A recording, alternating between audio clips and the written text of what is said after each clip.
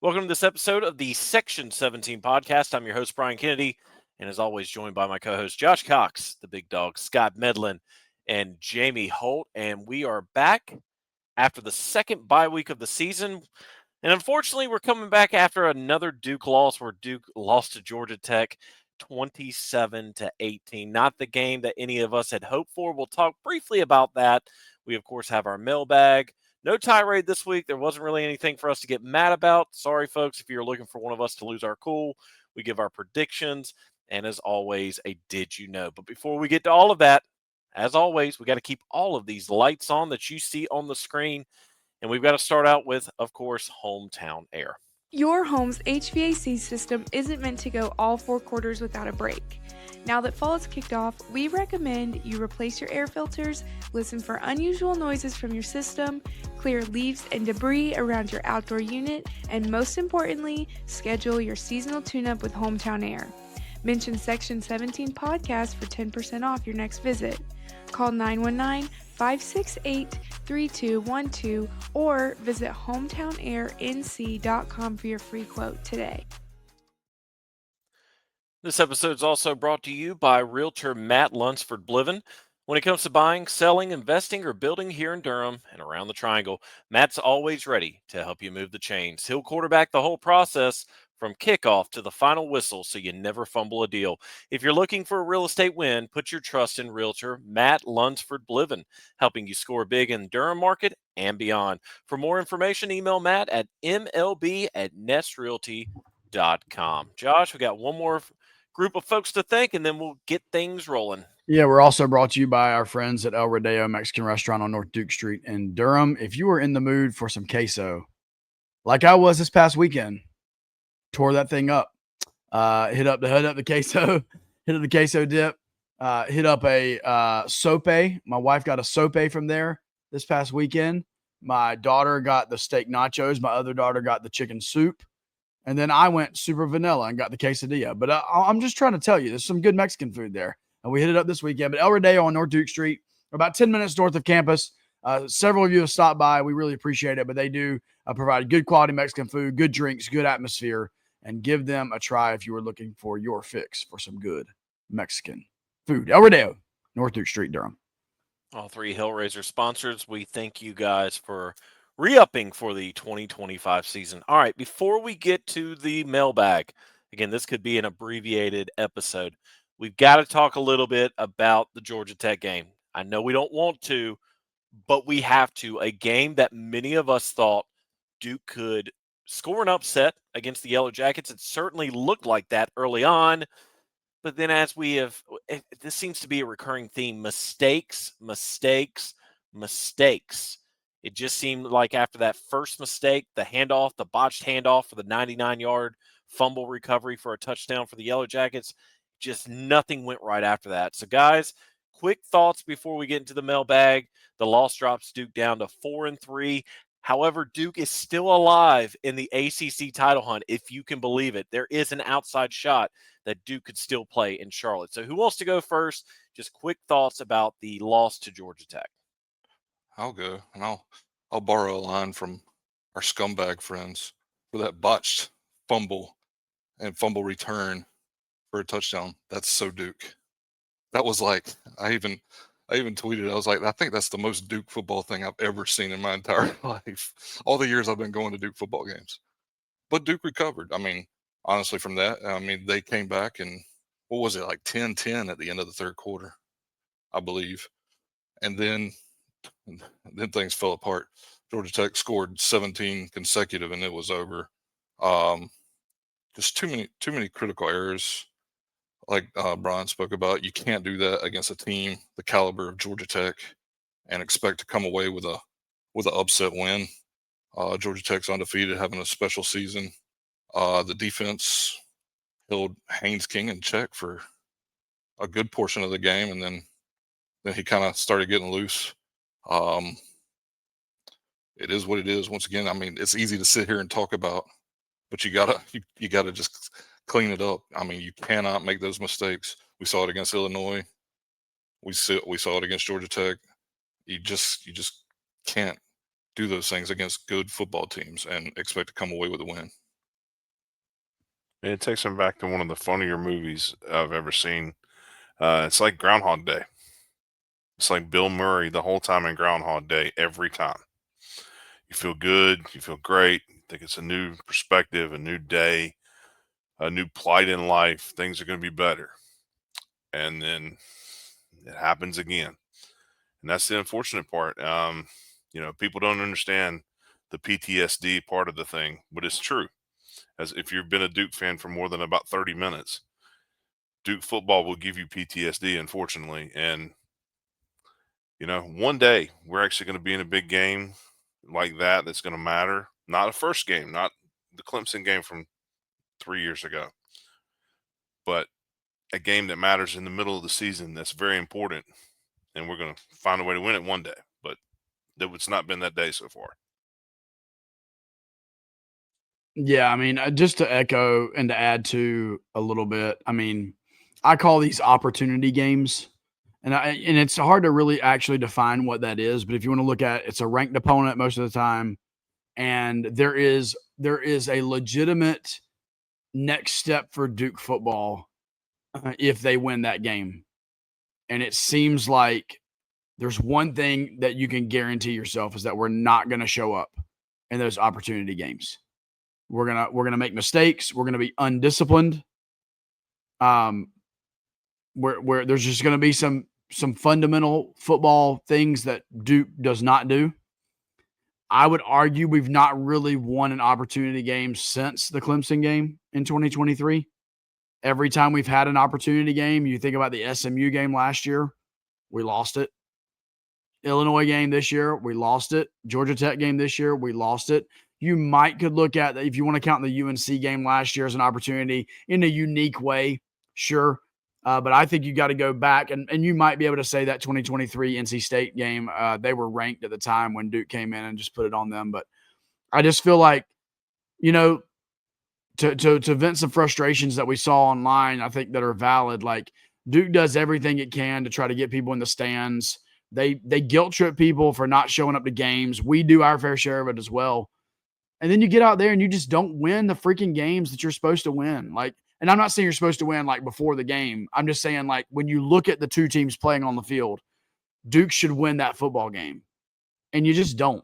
And, like, to me, that's so frustrating. But I will say the one thing that we said ahead of the time, I believe it was a question we got the week prior to the game, was, what does Georgia Tech do so well? And, like, I said in my answer, they win the trenches. They focus on winning the trenches, and they don't make mistakes. And guess what? They won in the trenches, and they didn't make mistakes. And, like, God forbid Duke do that. I mean, it's crazy. Like, we don't commit to mistake-free football, and then we're shocked that we lose games like this, and we shouldn't be. It should be old hat at this point. Well, shout out to my buddy Andrew, who is a Georgia Tech alum and fan. He flat out called it. He said if Duke doesn't make mistakes, Duke would have won this game. He's one of those fans. He's not one of those zealot fans. He spoke the truth. He goes, if you guys would have scored that first drive like you should have, could have completely changed the perception and the forecast of the game. Because I was right. 17-0, Brian. It's 17-0 at halftime. And that's another thing. We're 1 foot away from Anderson Castle scoring that touchdown on first down, and we don't even have to worry about the fumble. Correct. Shout out to Jerry, by the way, the only one hustling. The only one hustling. Keep in mind, these guys are getting NIL money. He's the only one who tried to chase down the defender. I rest my case. Yeah. So as I was saying, I was right there with both Tyler, our producer, and Laura, our photographer. We couldn't see what happened because of the defense. And we thought that Castle was down. Next thing you know, the Georgia Tech players running. We're like, okay, well, play should be dead. And then they say touchdown Georgia Tech. I went back and looked at the TV broadcast. It appeared it was obviously an RPO. And I'm not placing blame on either Darian or Castle. He looked like he was about to hand it off, thought he saw something, and as he was about to pull it back, the ball it's just one of those botched handoffs. So if it had just been that and Duke still would have won, we wouldn't be talking about it. But the other thing that people are talking about, we had multiple opportunities to score in the red zone, and all we wanted to do was run the ball. It was almost like we were trying to prove a point, like we can score rushing touchdowns too. A lot of frustration there. Missed field goals, not calling out our kicker. It is what it is. But as it continues to build up, questions get asked. That's the name of this game. If you don't execute what you are brought into the school to do, people start questioning. So it was just a whole bunch of stuff that we can look back on and said, have we just, it's like when you're playing golf. If we had just done this right and this right, we would still be undefeated in ACC play. We would have upset Georgia Tech, and our chances to go to Charlotte would be even better. But one thing I want to shout out, even after all this, Cooper Barkate, 10 receptions, 172 receiving yards. That was lost. I didn't realize that until I pulled up the stats before we started recording. Shout out to Cooper. He is making the most out of his last year of eligibility at Duke. Oh no, he has another year. I'm sorry. Yeah. Yeah. Let's keep him. But yeah, but all that to say, I truly believe, Josh, I think I'm going to take it a step further. I think that Clemson win back in 23 was the last time Duke won a game where we had to show up and prove that we were ready to take the next step, because every game since then we've laid an egg. And we've joked about, the four of us have joked about this in the past. It seems like every time we get amped up, the group of us, the four of us, for a big game, we just leave disappointed. And it's like, what was that year, guys? And I'm just going to say it, the year that we were fortunate enough to go to the Tower and we played Miami on that Friday night, and we thought we had a shot. And that was the biggest egg laying that we have ever probably seen in a long time, because that was that game where we all thought we're ready to take the next step. We got this. And then it was like, Bad. Y'all ready to leave? Yeah. Wasn't The it only thing that over? kept us there was the free food. Yes. Wasn't it over by the end of the first quarter? I mean, Yeah. Oh, or at least yeah. it felt that way. Yeah, I think that's why they burned the gray jerseys, because I think that was one of the last games that they wore those gray jerseys with the Hellraiser. But Yeah. but anyway, all that to say, it's over. We've had the bye week to digest everything, but we wanted to give our quick thoughts. We know everyone's frustrated. Honestly, this is another game coming up this weekend against Clemson to where Duke has to show up. Even though Clemson's record doesn't show it, if you can go down to Death Valley and get a victory against the Clemson Tigers, a team that has been in the college football playoff picture for the last, let's call it 10 years, maybe that will put the Georgia Tech game back in under the rug and we can just sweep it under. But if Duke gets another loss, a lot more questions will be coming. But we're going to talk about that. Let's get into the mailbag. Not as big of a mailbag as in previous weeks, but obviously coming off of a bye week, folks just wanted to probably take a break as well. But Jamie, let's get through our questions that we did get from our listeners. All right. And I'm going to start with one, Janet Midland, Oh boy. because people don't realize what the families go through during football season, and the, what they have to put up with, and just the toll it takes. So Janet said, how sad are your wives that y'all have been home and not at the games, and we still have until the 15th till the next home game? So I thought that was funny. That was hilarious. That Well, made me listen, laugh. not all of our wives have to be married to Scott. So, that's all I can say. I'd say the plus side was last Saturday. I spent at least 3 hours at the Duke baseball stadium watching Duke baseball. So she did get a little bit of a break. But as soon as I got home, though, of course, 2 TVs, iPad, 12 games at a time. That's how I consume my Saturdays. That's for the record. dedication. That is dedication. Janet, relief is on the way for the 2026 season. Duke fans, if you don't know this, Duke has 7 home games next year. So we're just getting it out of the way now so that when 2026 comes around, our wives can't say anything other than just go. Just go. I know Janet will be happy. So Janet, there you go. Next year will be even better. All right. Now, getting down to the nitty-gritty. Lane Phipps, at what point do we start raising questions about Manny Diaz? Correct me if I'm wrong, but the reason Miami fans ran him out was due to the same things that we've seen all season.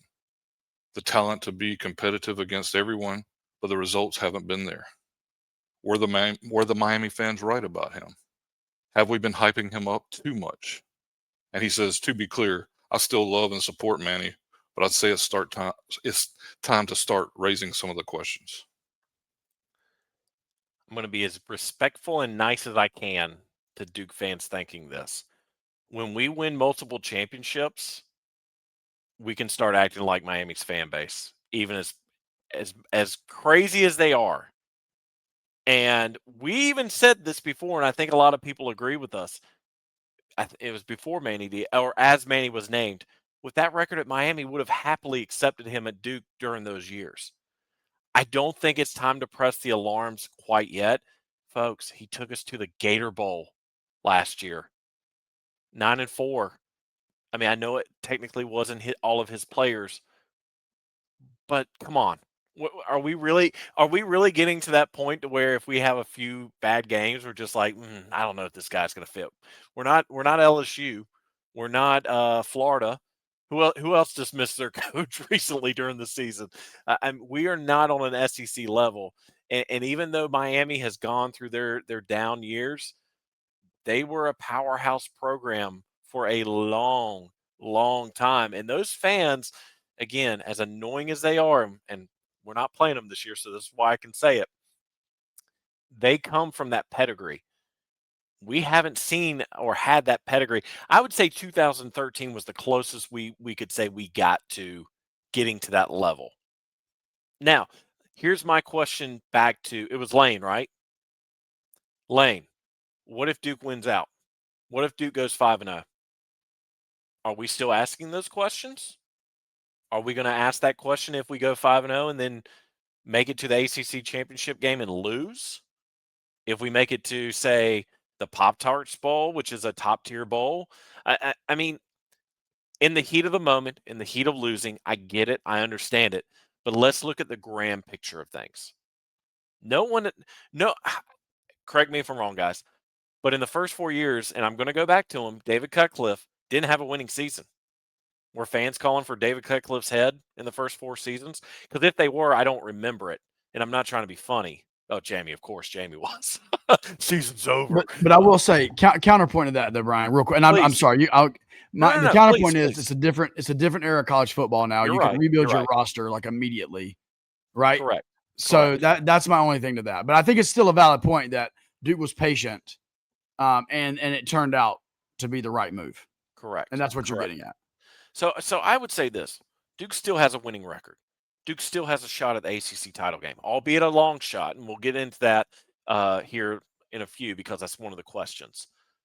If it was Manny Diaz's first season was, let's just say 3-9, 4-8, and we started off, let's say 2-5. Okay, yeah, questions should be had. But he had a winning record. He got us to the Gator Bowl, and right now he's got a winning record. So let's save the questions for the end of the year. Let's see how things progress. Let's see how things end, and then go from there. I think it's fair to ask questions, but I'm still on Team Manny right now. He's a great recruiter. We've seen that.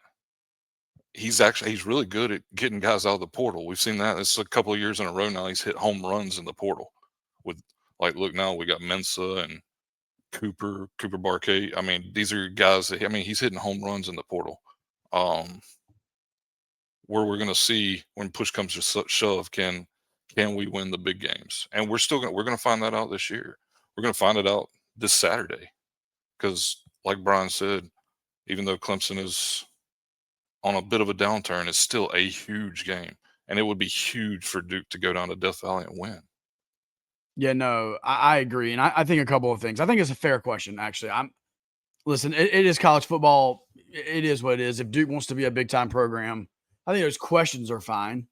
I think when you start thinking about coaching changes, you have to think about if he's not the answer, who's better? Who is out there logically that Duke football could land that would be better, right? And I think that 4 years ago, Nina King asked herself that question and said, there are people out there that are going to be better for our program than currently David Cutcliffe was. And we proved that to be correct in hiring Mike Elko.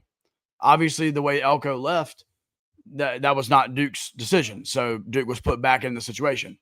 But in order for Duke to move on from a head coach, there has to be a logical, better replacement.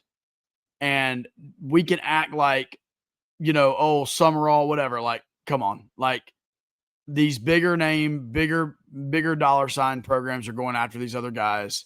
So I think it's not fair. However, the undisciplined football that we have seen from Duke does begin to pique my red flag. I will say that. Just a tad.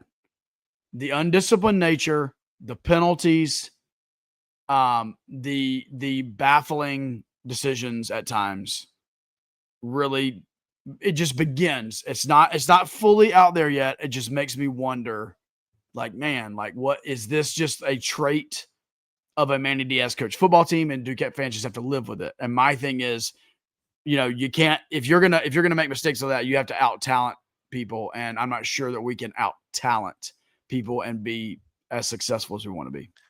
Just my thoughts. I'll end it with this, and we'll move on. Duke's program is not to the point to where you bring someone else in and they stay. Duke is still, and I hate to say it, and a lot of people don't want to hear it, Duke will continue to be a stepping stone program for up and coming football coaches until Duke can win these big games. It's kind of a full circle moment. So if, let's say, Manny runs the table, or Duke runs the table, not Manny, but Duke, and they find a way into the ACC title game this year. Let's say they look out and they get revenge on, let's say it's Georgia Tech, and Duke wins in Charlotte to get Duke's first ever ACC title. Then you might have something to start saying, okay, let's make sure we keep Manny because of all these other schools that could be coming. So it's just a hard situation for Duke fans right now because you want to get to the levels of your Miamis, excuse me, the past success that they had, as well as these other key programs. But you've got to have some type of consistency. And to Josh's point, yeah, it sucked the way Mike Elko left. But as Mike Elko's showing right now, he's a good coach. Some of you don't want to say it out loud, but you're going to have to admit it. Mike Elko's a good coach, third in the country. So it's tough because he just sent Brian Kelly into retirement and unemployment. Well, until he goes to UCLA and does a surfer interview. So yeah, if you haven't seen that video on Twitter, it's funny. But all that to say is we're kind of in a purgatory right now as Duke fans because we want the best. But when we get the best goes, well, I got to go here because that's better. So let's hold off on the questions, even though they're good questions, as Josh said. Let's just see how things pan out for the next few weeks. All right. Kevin Trapani. And Kevin, if I'm not pronouncing your last name right, I apologize. We do not want to get canceled. I am, Cal fans, I'm looking at you. Love you guys. Signing off. He says 2 of our 3 losses have been due to fourth quarter collapses. Last year's team played cleaner and finished stronger. What's changed and what needs to change? And I will say one thing real quick. I'd argue that last year's team had a much easier path than this year's team. In our preseason predictions, I predicted Duke to be 9-3, which is not looking great right now. But at this point in the season, I had us at 5-2, I believe, because I had our losses to Illinois and Georgia Tech. The Tulane loss is the one that bothers me the most because that's a game that Duke, there's no way Duke should have lost that game. They just went down and flat out laid an egg. The way they lost to Illinois and Georgia Tech bothers me, but I'm not necessarily shocked that we lost those 2 games.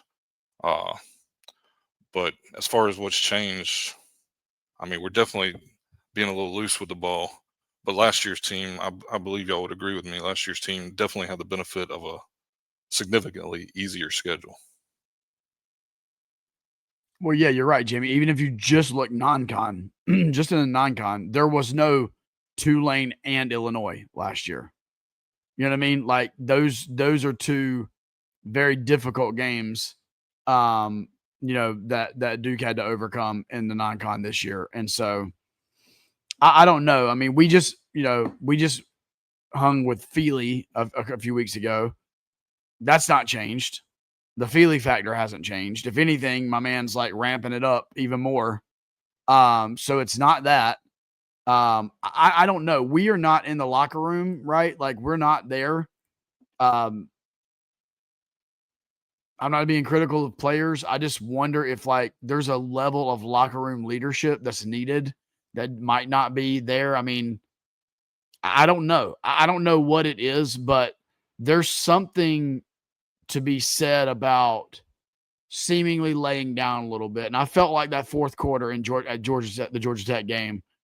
I'm not saying they were like consciously like not playing their best, but like there was a time to rise to the challenge there, and they didn't. And like that, the question is a good question because we've become accustomed to at least the team fighting their freaking butts off, even if they're going to lose. And I felt like a little bit that they just didn't show up in that fourth quarter at all. So, and that garbage time touchdown. I mean, not to take anything away from Samir or Darian, but that was a garbage time touchdown. So, And I will say, I mean, from all accounts, it looks like the entire team loves Darian Mensa. Like, so that's not an issue. So you kind of expect your quarterback to be that leader. I think he is. Like, it just, I don't know, things are just not meshing at the end of games. And once again, we're and being heck, at the end of drives, just getting the I red don't. I'm zone. not sure. Like, just instead of handing the ball off, let's. I mean, Georgia Tech was literally looking for that. Let's be a little bit more Bro, we were creative. literally going like this, like run the same play again. Like, Mhm. and I just don't understand. And I am not calling out play calling because I'm not going to be that guy that like praises Brewer one week and doesn't praise him, whatever it is. But you've got to at some point in time, even if you're Darian, you got to check out of that, and you've got to get yourself rolling out. You're on the 1 yard line. Give yourself the option of running in or a dump off to somebody. Like you got to get outside because that's a really stout defensive line and defensive unit. Duke should know Jess Simpson is the line coach there. Anyway, that wasn't the question, but sorry, I forgot to mention that in the in the recap. Yeah, and Brewers had a fantastic year. I mean, so and we moved the ball really well on Georgia Tech, but yeah, let's let's move on past that. We just couldn't put it in the end zone. Kirk Klein, and we kind of talked about this earlier, but we can talk about it some more maybe, or we can just. Are we cursed / destined to never be able to take the next step? We've had our chances 3 years now, and he mentions Notre Dame, SMU, and Georgia Tech, and just can't get it done. The sad thing is we should have won all three. What is it going to take? And then I had a similar question from our guy JD at FishFry02. He just says, seems like Duke just can't turn that corner. They need to turn to go to the next level, say the top 25 or a trip to Charlotte. What has to change? And he said he doesn't mean players or anything. He's like, we know the players and what they need to do. He mentions what needs to change in house with the coaching staff. Scott, are you watching football? Yes. I'm We sorry. caught Scott napping. No, I'm watching TV. I'm listening to the question. I don't have a good answer. That's the problem. That's why I've been quiet. I'm just trying to ease it in. Honestly, I don't know. That's the thing. You look at this team, you would think that they would have an opportunity to get over the hump. Because, I mean, that's basically the bottom line. We get to the edge of the hill, and something happens. It's like it starts raining, and we start sliding back down the hill. When we ever finally do get over it, i.e. the Clemson game we were talking about, we dominated that game. We've dominated a bunch of games in the last 3 years. And we're still in the same position. And I don't say the scary thing is, but the odd thing is, it's like we have one game where we do bad. And then sometimes it's like it's a hangover. It stays till the next week. Now, obviously, to get to the prizes and the games that you want to be in late December, early December, late December for the bowl games, you have to win 2 more games. There is no, well, we can go 1-4. No, you have to win 2 games or you're done. You're at home at Christmas. You're not doing anything else. You're getting ready for next year's season. Now, perfect opportunity. You got a down Clemson team. There's a chance Klubnik doesn't play. Even if Klubnik does play, you still have a down Clemson. You have to get to the point where you got to win these games. You lose this week, you're 4-4. Still have 3 winnable games, easily 4 winnable games at that. But you got to get to that point. So I don't know. It feels like a curse, and I think that's the one downside. And go back to what I said earlier. As a Duke fan, you feel like all the momentum you make, and you're just moving your feet in the quicksand, and you end up where you're in the quicksand instead of above it like you were a minute or two ago. So that's the crazy part. Yeah, I mean, I don't have much more to add. I think there's obviously nothing we can point to specifically to answer those questions. But once again, they're good questions, and we feel you guys. Like, we feel you. Like, we all have the same ones, man. And so, good questions. Unfortunately, no good answers. Speaking of another good question, but probably no really good answers. Risa Pace says, "Who made this schedule?" And I feel this, because now let's say going to Syracuse and then going out to California, coming back for a bye week after that, great. Playing Georgia Tech, losing, and then another bye week. That sucks. 2 bye weeks, really close together, sucks. And then in the middle of it all, after you play Clemson, you got to go up to freaking Connecticut. That sucks. Okay, Sorry. let me just say this. Non-con games are usually scheduled years in advance. Like next year, Duke's playing a return game to Illinois. Tulane's coming up here. Bill and Mary come up. I don't know when the last time, if any time, Duke's played William and Mary in football. And then UConn again, November in Durham.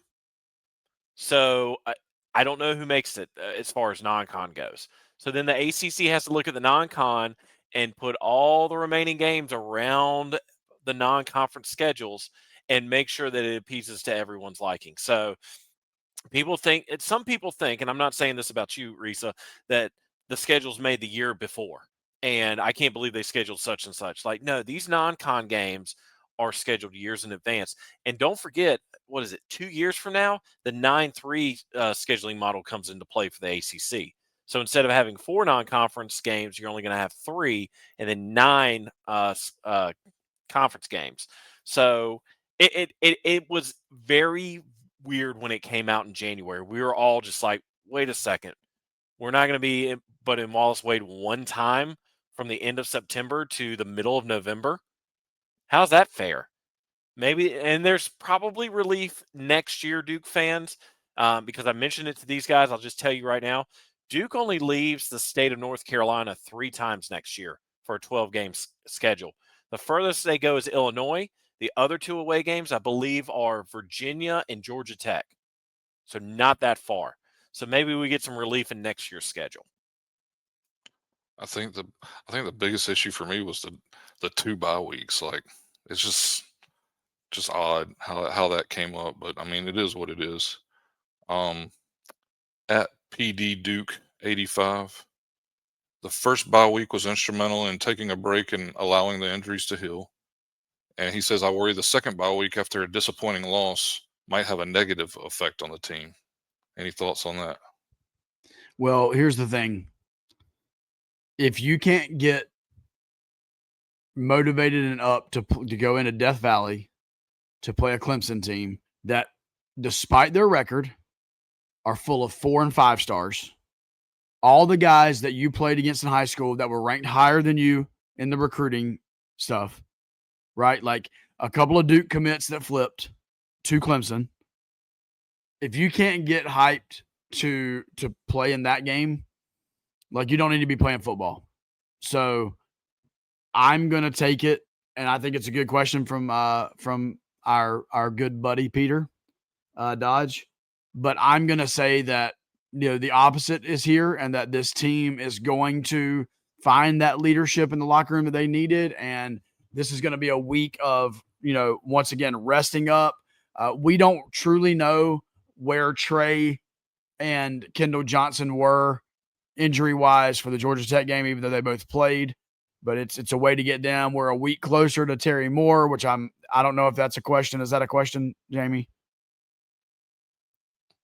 We had one that asked for Okay. updates on Terry Moore, so you can go ahead. So he's not playing this week, which does not shock any of us. It looks like if he's going to play, it's going to be the last 4 games of the year. It doesn't burn his red shirt. Doesn't shock any of us. But hopefully this week is a get right week. And this team has a decision to make between now and Saturday at noon. And that is, do you want to be a bowl 8-4, 9-3 team that people take seriously? Or do you want to be fighting to try to make a bowl game and if you do make a bowl game, you're in freaking Birmingham or, Shreveport or maybe cross your fingers, best case scenario in Annapolis. So anyway, this team's got to figure out what they want to be. And do they want their legacy to be that, man, this was the team that they talked about at preseason? Like, this was the ACC championship caliber talent team. Look at all the talent. And then they completely failed on that. Or do they want to be the team that, they took some bumps early, but they figured it out? And that's what this Duke team's got to figure out between right now and Saturday at 12 noon. And I'll be honest with you, you can probably feel a little bit of the bite that we have in this podcast. Like, this is also the game where you either save the fan base for the rest of this year and they want to come watch you play, or you lose the fan base for the season. So that's kind of on these guys, and we'll see what happens. All right.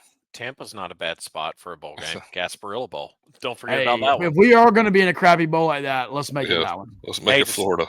December 19th, before Christmas. Merry Christmas to us all. But we want to go to like Orlando or something, but still, if we had to choose. All right. At Ross Jacobs 684. Is there any shot of Duke getting to Charlotte? He said, I know they have to win out, but what else would we need? I know it is too early to say anything right now, but he just wanted to. Josh, do you have that graphic? Okay, so if you're watching on YouTube, you can follow along with us. If you're listening in your car, try to stay up with what I'm going to say. So if you're watching, this is the ACC standings heading into Clemson. We all agree, barring a catastrophic meltdown, Georgia Tech is more than likely going to be in Charlotte because they only have 3 ACC games left. Those games are against NC State, Boston College, and Pitt. I think Pitt is the game that we will all be watching to see if Pitt could upset Georgia Tech. But then you look, you've got Virginia, who almost lost to Chapel Hill College this past weekend. That would have been catastrophic for them. Virginia has an easy path. I'm not saying they're going to win out, but they've got they're going out to Calgary, Saturday for a 3:45 kickoff. Then they play Wake. And if you look, Wake is 2-2. So if Wake could find a way to upset Virginia, that would help not only Wake's chances, but Duke's chances. Then Virginia plays Duke, November 15th. We talked about this. That's going to be a bigger game than what most people think. And then Virginia Tech, who just upset Cal. I know, I'm welcome to Coastal Chaos. This is what we dealt with for so many years when we had the standings. So Virginia's a toss-up. What about Pitt? Pitt's 4-1. They've been a quiet 4-1, all things considered. Pitt's going to have a tougher challenge because they go, Stanford, but they play Georgia Tech, and then they end it with Miami. If they can beat Miami, they're going to be in real contention to possibly play in Charlotte. Who else? Louisville. Louisville was one of those teams that we thought could make it to Charlotte just based off of their pedigree. They go Virginia Tech, Cal. Cal comes to Louisville. Clemson, SMU. That's their last 4. They've got a tough uphill battle to make sure they get to Charlotte. And then, of course, Duke, we'll just go ahead and say it. You've got Clemson, you've got Virginia Tech, Wake, and, of course, Chapel Hill College. But the one team that you see who is now 1, 2, 3, 4, 5, 6, 7th technically, the Miami Hurricanes, no one expected them to be in the middle of this mess. Miami goes SMU, Syracuse, State, Virginia Tech, Pitt. So they've got 5 ACC games left. Yeah, that and listen, let's with that being said, Miami is in the middle of the pack. They're tied for second. They got one loss. right. Like, if you tell me right now, put your money on the ACC championship game, I'm still putting my money on Miami and Georgia Tech in Charlotte. I'm still putting my money there. But to your point, Brian, yes, they took the loss, and now they are in this weird Pitt, Louisville, SMU, Duke, Miami spot. I mean, Coastal Chaos has just grown from 6 teams to the entire conference. So yes, there is a shot, an outside shot. I think they put out a graphic. I think Duke has like a 18% chance to make it to the ACC title game. They would need a lot of help. They need all of these other teams that you see on the screen to beat each other up. And if Duke keeps winning, they're just going to keep moving up. So I think a lot of us would love to see a rematch in Charlotte against Georgia Tech because I think Duke could, if they played the way we thought they were going to play, they could win the ACC title. But a lot of weeks to go. But appreciate the question. And Jim Phillips would crap a brick if it was Virginia winning the ACC championship and going to the playoff. Oh, the CFP committee would be crapping themselves too. And that was talked about on national radio today. All right, let's move on to a little bit of Clemson talk.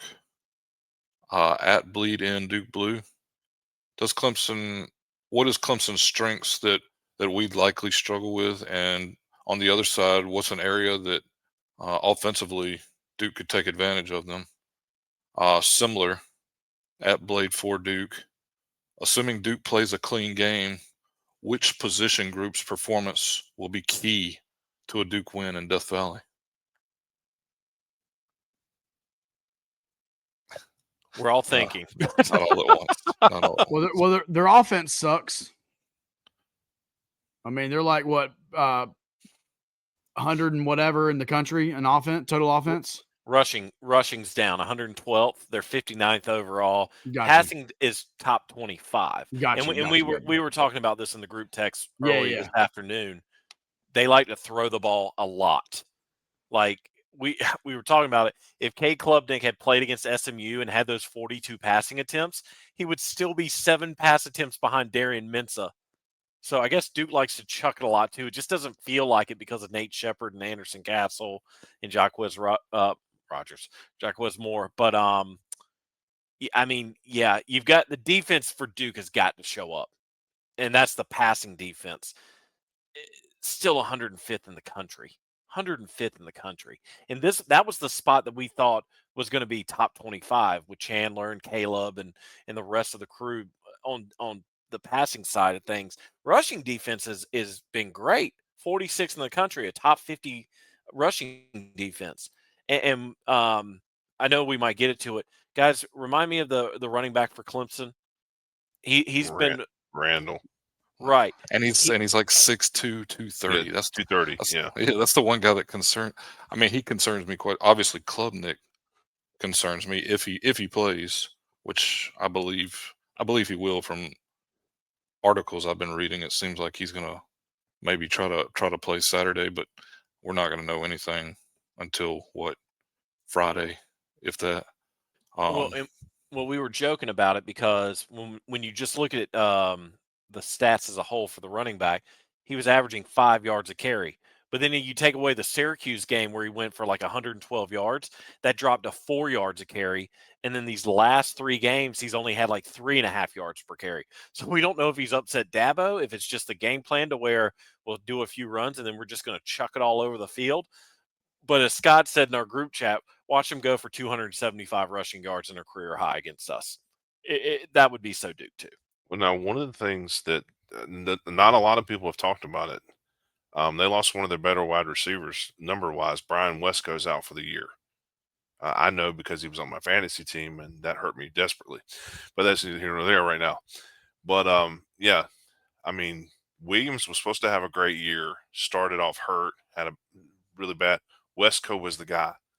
And, Muffy and Buffy got to see a lot of him that Saturday afternoon because he caught a lot of footballs that afternoon in front of those 7 or 8 people that were there left for that game.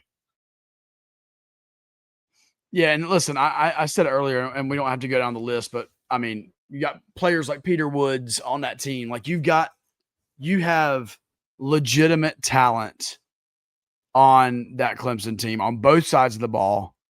For whatever reason, they're not they are not playing up to their potential, right? And we all know this. Like, so we had the question about Manny Diaz. I mean, that question about Dabo Swinney is being asked like crazy around there. And will Dabo just hang it up after the end of the season? So, like, whatever the numbers are, they don't have a good scoring offense. They're down. I forget what their exact ranking is there, but they're like right at like 25, 26 points a game scoring offense. So all those things matter. But at the end of the day, they could come out and put it all together and say, listen, we're going to salvage this season. We're not going to go out like this. And they could all play like 5-star recruits. Or they could come out and play like they've been playing. If they come out and play like they've been playing, Duke absolutely could come out and win this football game. So very interesting. Right. I mean, like you said, you got NFL players all over that roster. And as for Blade for Duke's question about the position groups that would help Duke succeed, to me, it's in a game like Clemson, when you're going down to Death Valley, you need to win in the trenches. The offensive line is going to need to give Mensa, plenty of time to throw the ball, and Shepard and Castle to run the ball. Quiz. The defensive line, let's get after whatever quarterback is out there, whether it's Klubnik coming back or whether it's Vizino. I don't know if I pronounced that right, but he would, even then he was chunking the ball all over the yard. So, like Brian said, he had 42 pass attempts. So I don't think their offense is really going to change if Klubnik does not play. But I kind of expect Klubnik to play. So if we can win in the trenches, I say that gives Duke a chance. I mean, that's football, right?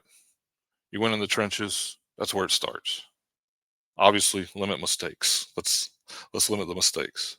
Yeah, I think something to look for specifically is, they've got, is Avion, is it Terrell or Terrell? They've got secondary, right, that they can, once again, 5-star, 4-star guys. Like, I have a feeling they're really going to focus in on Barkate and really try to limit Cooper. So I would actually, if there's something that I want to keep my eye on this Saturday, it's who's going to be the other wide receivers, 1 or 2. Is it Samir? We know, listen, there's a history there of recruitment for Samir Hagans. Clemson was one of the last schools in his recruitment as well. You got Queso, Andrell, whatever it may be. I'm not saying Cooper Barkate's not going to have a good game. I'm just saying I feel like this could be a game where they're like, hey, that dude is not beating us. Whether we got a double or whatever we got to do, he's not beating us. And so then it's going to be about can Darian Mensah find the Landon Kings, the other guys. And so, like, that's something for me I'm going to be watching to see who that next level of receiver / tight ends will be.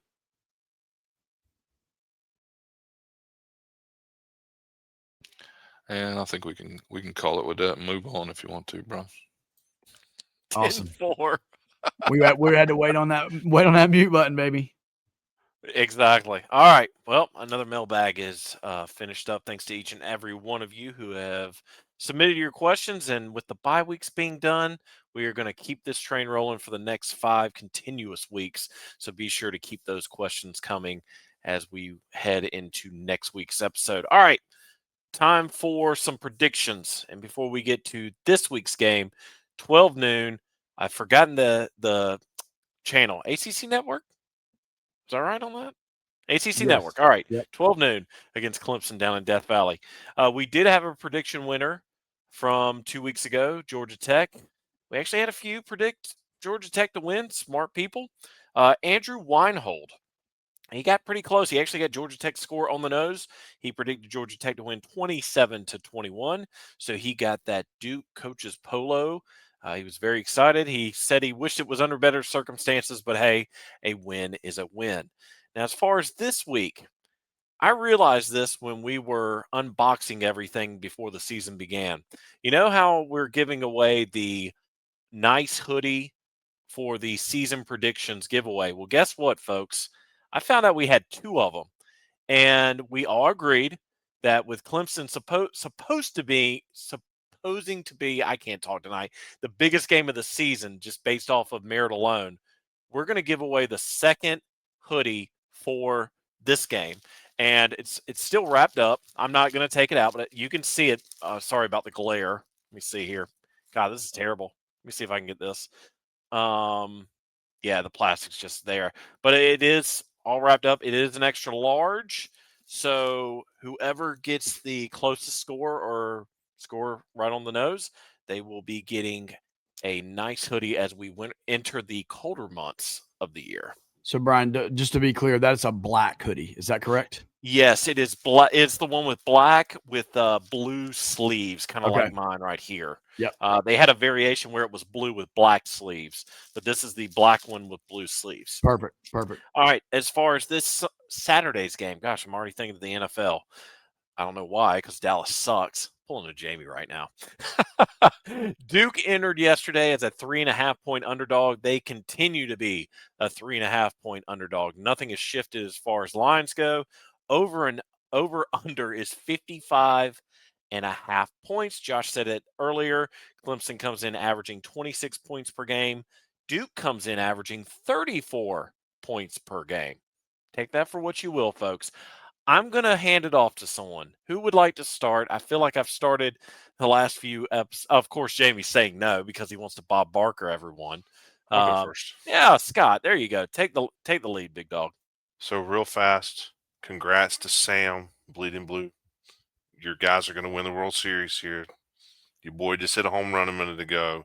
Series is now over. It's going to be done in LA before Thursday.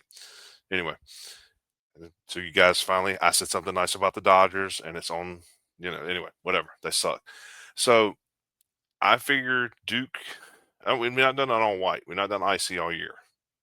I'd love to see an icy all the way through. The helmet is the one thing that gets me. I think we're going to go white helmets. Blue Hellraiser. Let's just say Blue Hellraiser. Why not? Because every other time I don't pick the Hellraiser and I pick the big blue D, it's the Hellraiser. So this time I'll go opposite. Score. That's a tough one. Usually I'm the guy that always agrees that not to pick against Duke no matter what. And I'm still going to be that guy because I'm not picking Clemson. I'm not picking anybody else but Duke. Sorry, can't do it. Can't just bring myself to do that. So that being said, I think for Duke to win, it's got to be a close in the 20s. I don't think, haven't seen the weather yet. I don't think the weather is going to be that bad unless this tropical storm hurricane thing gets up here and it starts raining. So let's just say 24-21, Duke with the win. Maybe Clemson scores a trash touchdown at the end to make it closer. But we'll go Duke 24-21. Icy white with the blue Hellraiser. Okay, now I'll go since you went first. Thanks, Scott. I agree. I think it's going to be a whiteout. I'm going to say the Gothic helmet will make a presence. I haven't done a whiteout yet. You're right. So what a perfect time.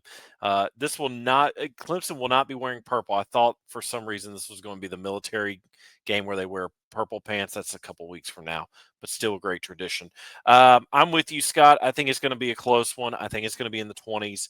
And I think Duke's going to have to win. I think they will win. I think they'll show up after a week of just going through everything, the what ifs, what could have been with Georgia Tech.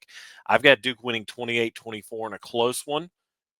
If Duke does win this game, I think it sets the mark for the rest of the season because then they will travel up north to East Hartford to play Connecticut. I'm still going to say it's a trap game. And then, of course, they finish out ACC play against Virginia, Chapel Hill College, Wake Forest, all winnable games. So 28-24 with the whiteouts. All right, we'll let Jamie go last because that's what he's waiting on. Anyway, I'm going to do this just because I know Brian just loves it. I'm going to go that classic Duke black, white, black. Oreos. Brian's favorite. So here's the problem, though. The problem is that Duke has already worn black, white, black at Syracuse with the Gothic script. So I'm going to go black, white, black with the Hellraiser. Interesting combo. Not sure that it's ever been done with the Hellraiser. Black, white, black with the Hellraiser. Anyway, do that. Not that it matters, but I'm going to do that. And then, yeah, take this for what it's worth. That team frustrated me so bad at Georgia Tech. They're going to have to prove it. I got Clemson winning 28-17. 28-17. And if, hey, anybody wants to come at me, prove me wrong on the field, go ahead. Wow. Prove me wrong. Jeez. Come on, Jamie. You're with me. Come on. I am gonna go icy whites with a uniform. And I think I will, to be different, I'm gonna go with a blue helmet with Gothic script. Have we ever done that? I have no idea. I don't pay attention to uniforms. I really don't. So icy whites, blue helmet, Gothic script. I'm with Josh on this. I'm not picking Duke. I'm picking Clemson. I think this is going to be a tough game. I think Clemson still remembers what happened a couple of years ago in Wallace Wade. I think Duke is going to play well, though. I really do. I believe they're going to come out and they're going to play well. But I just think Clemson's going to be too much in the end. Give me Clemson 30, Duke 27.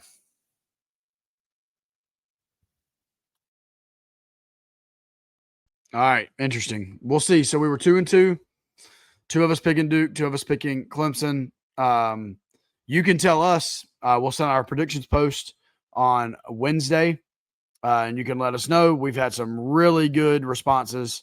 That black hoodie is up for grabs this week. And so, yeah, make sure you do that and keep it locked throughout the week for sure. It's the time. We're getting close to the end here. Brian, if you want to give us the did you know for the Clemson Tigers? Absolutely, Josh. Did you know touching Howard's Rock before running down the hill is one of the most famous pregame traditions in all of college football? The rock itself was brought to head coach Frank Howard in the early 1960s as a gift from Samuel C. Jones. Jones found the rock while driving through Death Valley, California, and gave it to Howard as a reference to Death Valley. Coach Howard would use the rock as a doorstop to his office until 1966. While cleaning out his office one day, he told Gene Willimon, a Clemson booster, quote, "Take this rock, throw it over the fence or out in the ditch, do something with it, but get it out of my office." It was Willimon who actually had the rock placed on a pedestal in the east end zone. The rock made its first appearance on September 24th, 1966. When Clemson was losing to Virginia by 18 points with 17 minutes left in the game. But they made up the deficit and won the game 40-35. The next season, the tradition of rubbing the rock upon entering the stadium began. Howard repeatedly said to his players, quote, "If you're going to give me 110%, you can rub that rock. If you're not, keep your filthy hands off of it." The Tigers have continued this tradition since 1967, except for 2.5 seasons between 1970 and 1972. This was due to new head coach Hootie Ingram changing the team's entrance to the West End zone after Howard's retirement. During those 2.5 seasons, Clemson's home record was 6-9. Before the South Carolina rivalry game in 1972, the team voted to go back to entering the East End zone and running down the hill.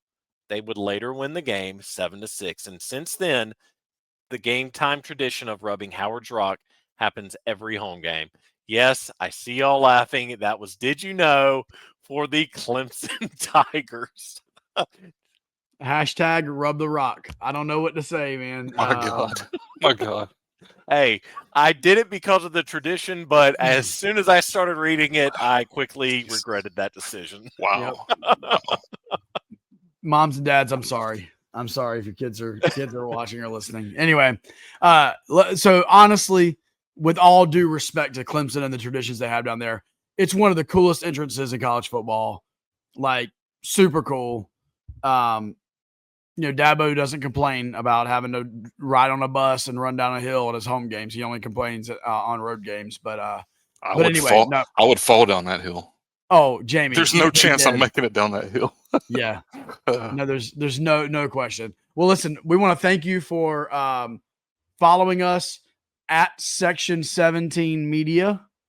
That's our new handle on X, on Instagram. We have the Duke Football Talk Facebook group still rolling, but we now have a public Facebook page that's Section 17 Media. So we really appreciate you guys in this transition. Speaking of basketball, we will be bringing you some basketball content. Still trying to figure out that rhythm. Be looking out for something. If we don't get something out prior to the opening game, we will get something out soon after that. Obviously, the last 2 exhibition games, we've been able to see a little bit about how this basketball team is going to look. But we're not going to mix the two. You'll get standalone football, standalone basketball. We're not going to do any kind of a mixed podcast. But we really do appreciate it. Don't forget, we haven't said this in a while. Make sure you leave a 5-star rating and review on either Spotify or Apple Podcasts. That would be a big help for us. And then subscribe on YouTube. We're getting closer to 1,000. We're inching. We're over 700. We're getting close to 1,000. So thank you for following along. Brian, ready to take us home? Absolutely. Another episode is in the books. We hope to see as many of you as possible in 3 weeks. Count them, 3 weeks for the big game against Virginia.